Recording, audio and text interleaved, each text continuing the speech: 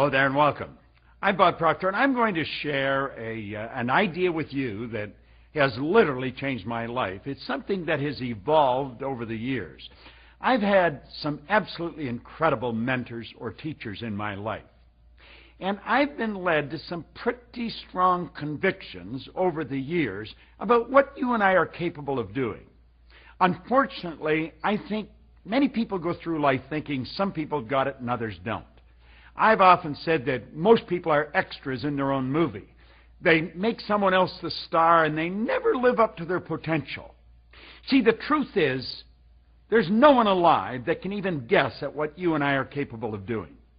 The wisest scientist alive cannot guess at it. There's only two sources of reference we have to go to find out anything about ourselves. One's science and the other's theology. Now, both of these areas clearly indicate that you and I have infinite potential. Think of what that means for a moment.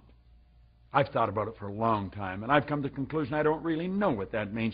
Infinite means no end. It just keeps on going. Doesn't matter how much we do, we can do more. Doesn't matter how well we do, we can do it better. All we have to do is take a look at world records and Olympic records in sports. Take a look at it in business. Take a look at what we have accomplished, the way we communicate today, the way we travel around the world. We're not living in the same world we used to live in. The world isn't getting bigger. The world's getting smaller. It's shrinking. And that's all because we're becoming aware of who and what we are. Well, you see, I have come to the conclusion that you and I are spiritual beings. Now, I would like to clarify something right at the beginning. I am not getting into religion here. First of all, I'm not qualified to talk about religion, but I believe I am qualified to talk about the spiritual aspect of our personality because I've studied it for 50 years in another year or two, and I've worked at it for 40 years. Every day, all day. I just keep working at this, and I have come to the firm conviction that you and I are spiritual beings. We live in a physical body. And I think most people grow up and they think this is who they are. This is not who they are. This is the house we're living in. This is a body. This is a molecular structure. We are really spiritual beings. Now, for my own, I honestly believe if your program of development doesn't have a spiritual foundation, it's incomplete. It can be a great program, but it's incomplete. Because you see, we have to go to the primary cause of results. Now, you and I have been created different than any other form of life on the planet. We were given creative faculties. They're intellectual factors. Now, it's a strange thing. I taught a seminar to a group of school teachers, a couple of thousand of them. It was a number of years ago. Not one of them could tell me what our intellectual factors were. Napoleon Hill, in his phenomenal research, he come out with something. He said an educated person is not necessarily a person with an abundance of general or specialized knowledge. He said an educated person is a person who has so developed the faculties of their mind that they can acquire anything they want or its equivalent without violating the rights of others. Now think about that for a moment. It's an astounding idea. I think we have to take a look at what education is. He points out that it comes from educo, the Latin meaning to deduce, develop, or to draw from within. It's not hammering information into our head. It's becoming aware of what we've got inside. Now, it's how we use these intellectual factors that's going to dictate our emotional state or the vibration that we're in. Now, this particular module that you're watching, we don't get into what the intellectual factors are. There's perception, the will, intuition, memory, etc. We will teach those in another lesson. And it's a phenomenal lesson. Either Paul Martinelli or myself will be sharing that with you. But it's how you're using your intellectual factors that's going to determine your emotional state. See, no one can upset you without your permission. This is phenomenal information. So let's investigate the spiritual side of our personality, since that's really where it's all at. You know, spirit is omnipresent. Spirit is 100% evenly present in all places at the same time. Spirit is all-knowing. In other words, all the knowledge there ever was or ever will be is 100% evenly present in all places at the same time.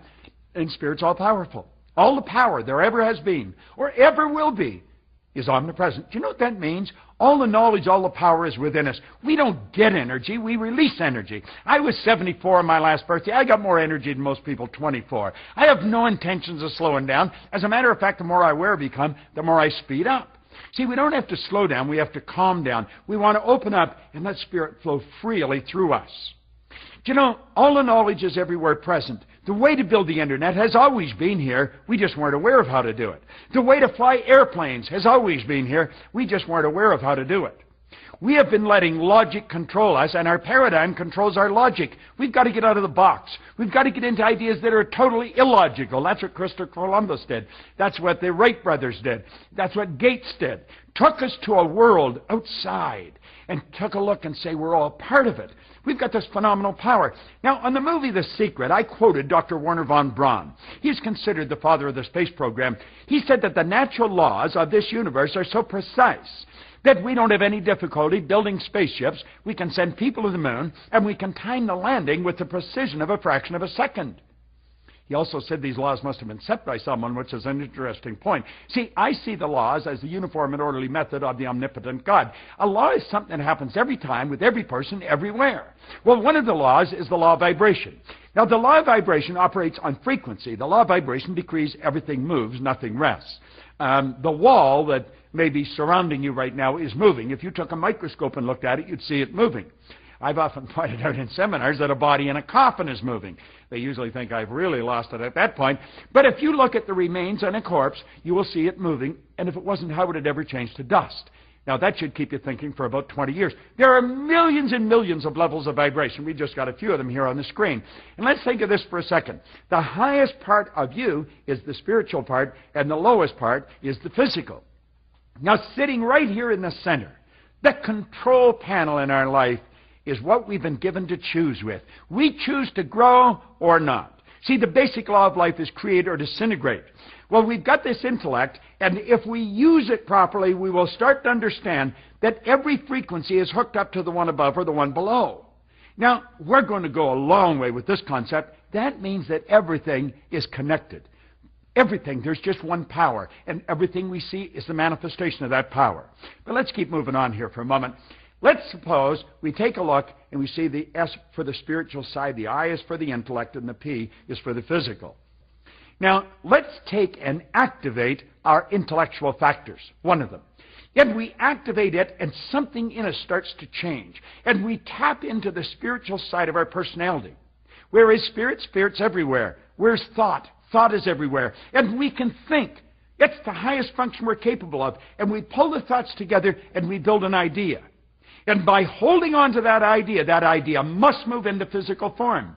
Andrew Carnegie one time said, any idea that is held in the mind, that's emphasized, that's either feared or revered, will begin at once to clothe itself in the most convenient and appropriate form available. Now think of this for a moment. The results in your life are the manifestation of the ideas that you have been getting emotionally involved with. We've got the ability to think. We can think of new ideas. We can start to look at ourselves differently. We can start to understand that we really do have infinite potential. And all those reasons why you can't win, throw them out. Accept these ideas of how you can. There is no one alive that can guess at what you're capable of doing. I'm going to tell you what you're going to do. You're going to do exactly what the ideas you're emotionally involved with will dictate. Take a look at your results, and if you want to change them, start to understand this lesson. Understand it in depth. Understand about the phenomenal potential. You've got deep reservoirs of talent and ability within you. That's what the iLearning is all about. It's helping you understand this. All the greatest teachers in the world have come together to share this with you for pennies. Cost of a good lunch. And you've got this every day, all month. Start to understand the spiritual truth about who you are and the marvelous mind that you've got.